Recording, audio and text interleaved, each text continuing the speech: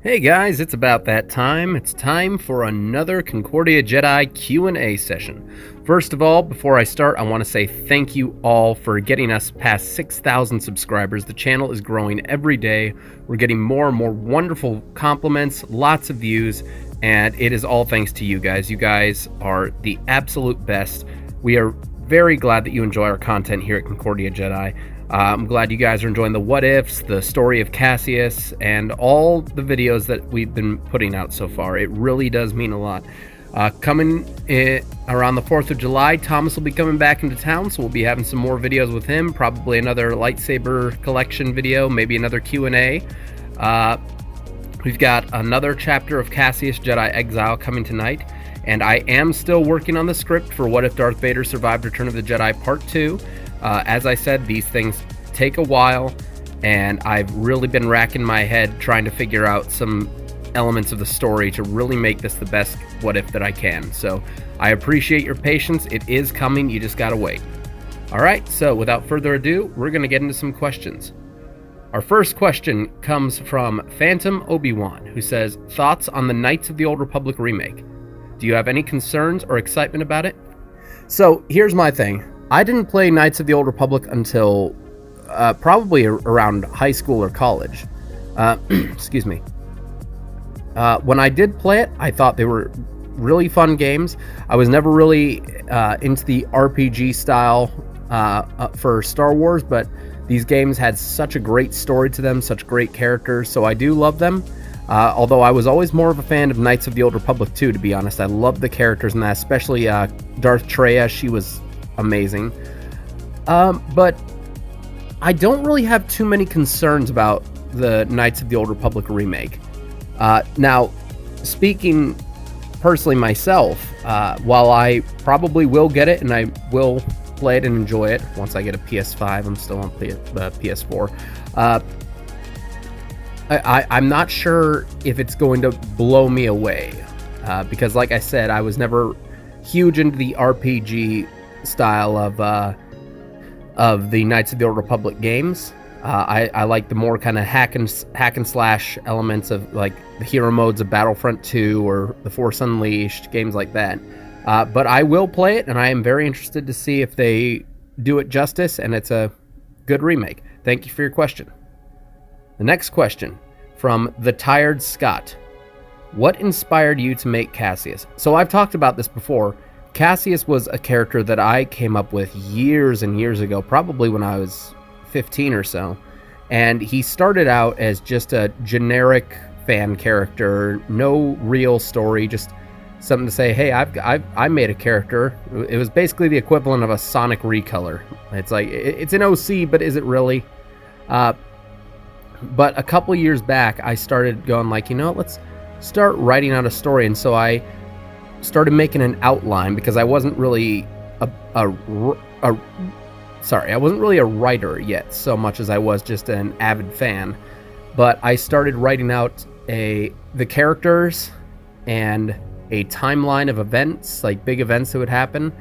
And then once I felt I had a good timeline set up, I figured late last year, I'm like, you know what, why don't I write this out as a series of books and then narrate them on the channel like audiobooks? And so that's what I started doing. I started filling in the gaps using the outline and the timeline that I put out as a template, because I already had basically the full story in my head. Now the idea is just finding ways to fill it out, how to grow the characters, make them feel natural. And that's really what inspired me to make Cassius, was this idea that I wanted to tell my Star Wars story, not really trying to please anyone, just to have something to say, I created this, I have something that I've written that I can be proud of. And the fact that many people are watching the Cassius videos and listening to the stories and are getting invested in it it warms my heart. It really does mean so much. So thank you, The Tired Scott, for your question. Harrison Stallings asks, are you a Luminous Bean? Well, I think we are all Luminous Beans. Man, this shit is next level. If you don't know, that's an Arl Knots reference. If you haven't seen the Arlnauts Star Wars series, the Jedi Party series, it's fantastic. It's hilarious. Go check it out. Thank you, Harrison. I'll go to your actual question now. He has another question here, and says, okay, actually a serious question. What other material are you into besides Star Wars? So, the other big franchise that I'm really into, the other big series, is Lord of the Rings and anything Middle-earth. I have always loved Tolkien's work, and just the works that take place in Middle-earth and Arda and all this wonderful stuff. I have a lot of collectibles. I have the one ring that I always wear around my neck. I have the Sword of Frodo Sting, the one that that lights up blue and has the sounds and it hangs on the wall. Looks like a real sword. I also am pretty big into Harry Potter, though not as big as Lord of the Rings or Star Wars. And there's a few other franchises like Sonic. I love playing the Sonic games. Those are always fun to play. I grew up on those games. Red Dead Redemption. I don't know if I consider that a franchise, but it's another thing I really like. I used to be huge into Assassin's Creed for a while, but then after Assassin's Creed Revelations, I kind of fell off the series. Once they stopped following the whole thing with Desmond Miles, I was kind of like,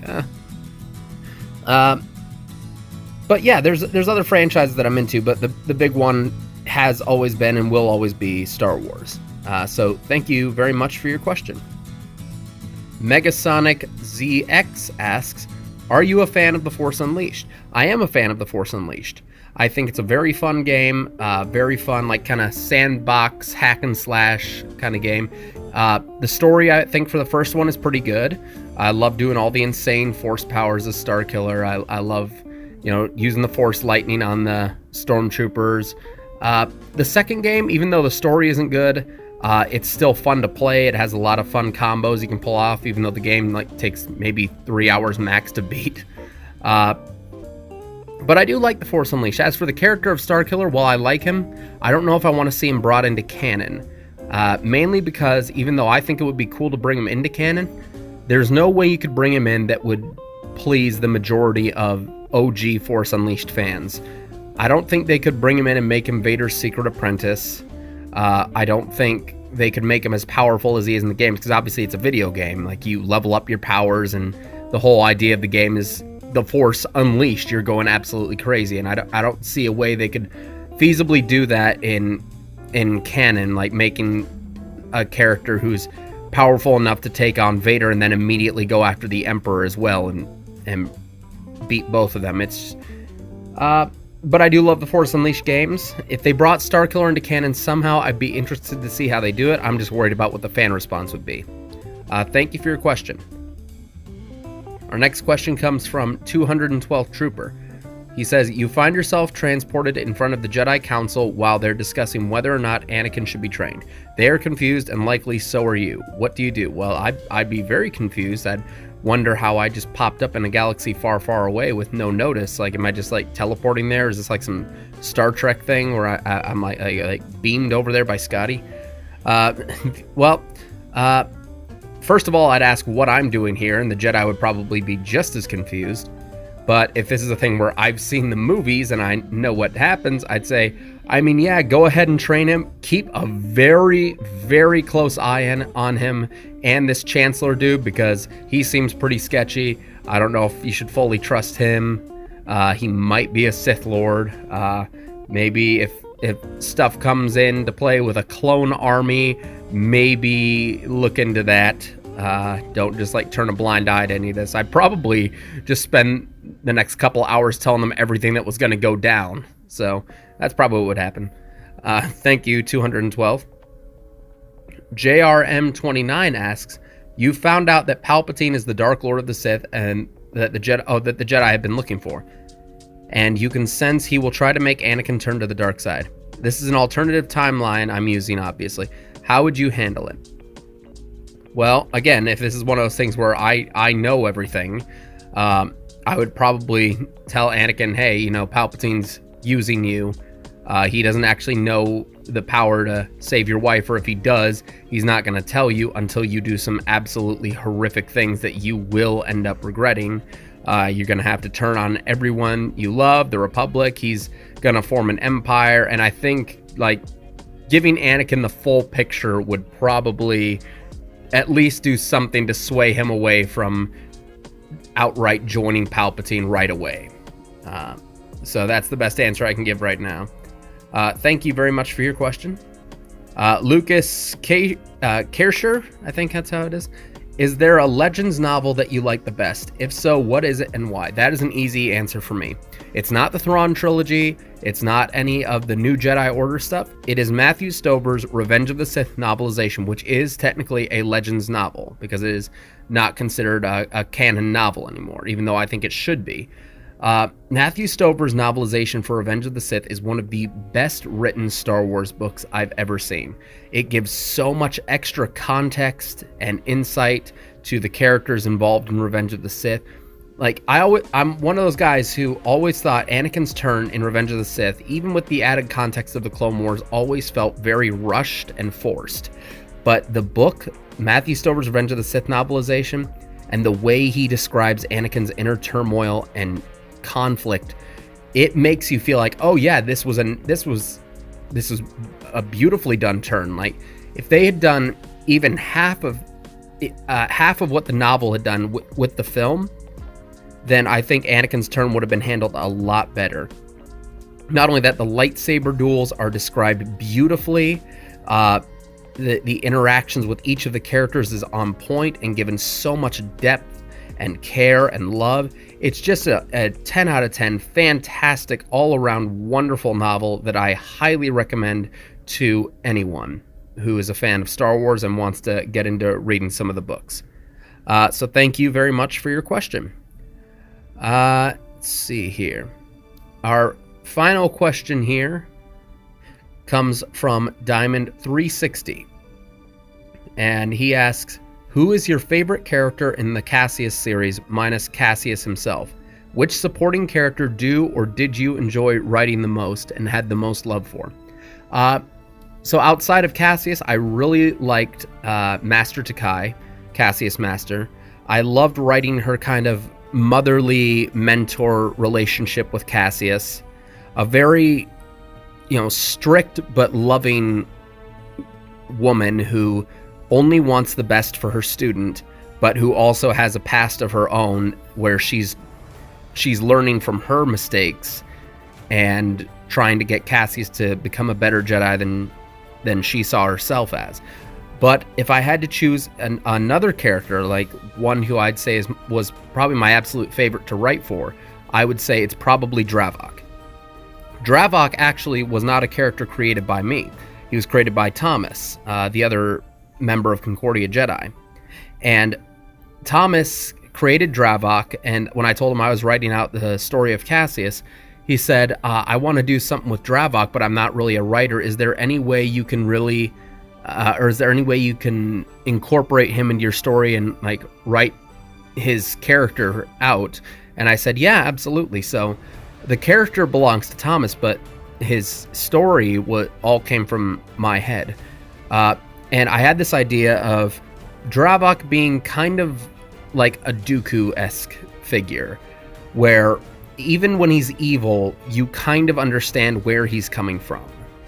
His methods are of trying to bring down the Jedi in the first couple of books are obviously very detestable and despicable, and he's a very conniving, malicious person, but he's also someone who's been hurt a lot in his past, and someone who deep down genuinely believes in what he's doing and believes that what he is doing is for the greater good of the galaxy.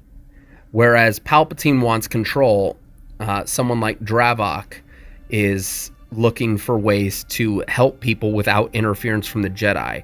Dravok believes in a very strict gray... He follows a very strict gray moral code in that there are innocent people that need defending, and if that means getting your hands dirty and doing some evil stuff of your own, the ends justify the means. Now, obviously, characters like Cassius and Master Takai follow the Jedi way of violence isn't the answer, and if you're doing evil, you have to be stopped, because obviously Dravok needed to be stopped, because what he was doing was not the answer, but he thought it was.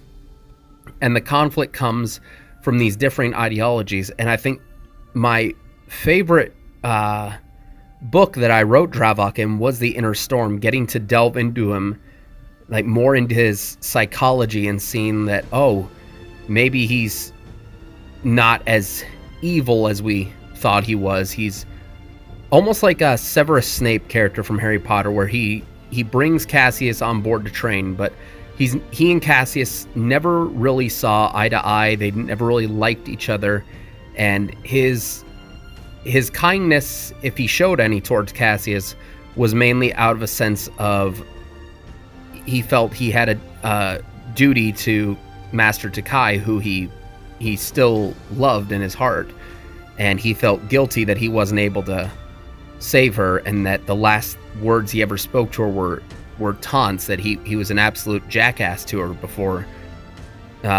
she died. And I think that sense of guilt and resentment towards himself over what he did is also kind of what pushed him towards training Cassius and following a slightly more righteous cause. And even in the end, when they're dueling Vader, Dravok can see that Cassius is giving in to the dark side, and he's trying to intervene, to keep Cassius from going down that path.